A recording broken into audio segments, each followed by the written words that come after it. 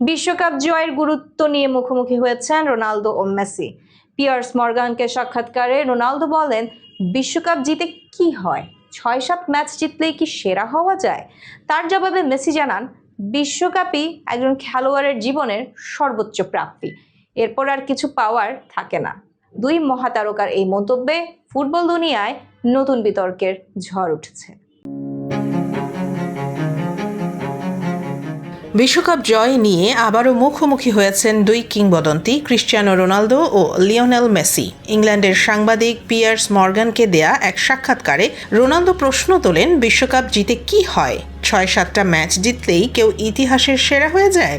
তার মতে বিশ্বকাপ জয় কোনো খেলোয়াড়ের শ্রেষ্ঠত্বের মাপকাঠি নয়। এই মন্তব্য ঘিরে বিতর্ক ছড়িয়ে পড়লে পাল্টা জবাব দেন মেসি। আর্জেন্টিনা অধিনায়ক বলেন, বিশ্বকাপ জয়ের অনুভূতি ভাষায় প্রকাশ করা যায় না। একজন খেলোয়াড়ের জীবনে এটা সর্বোচ্চ অর্জন।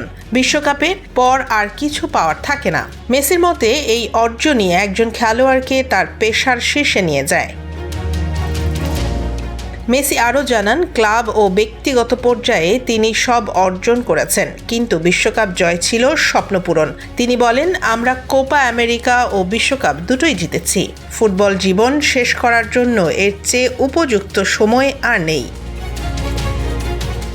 তবে মেসি ইঙ্গিত দিয়েছেন, ফিটনেস ঠিক থাকলে 2026 সালের বিশ্বকাপেও দেখা যেতে পারে তাকে। দুই মহাতারকার এই বাকযুদ্ধ আবারও উস্কে দিয়েছে ফুটবল দুনিয়ার পুরনো বিতর্ক।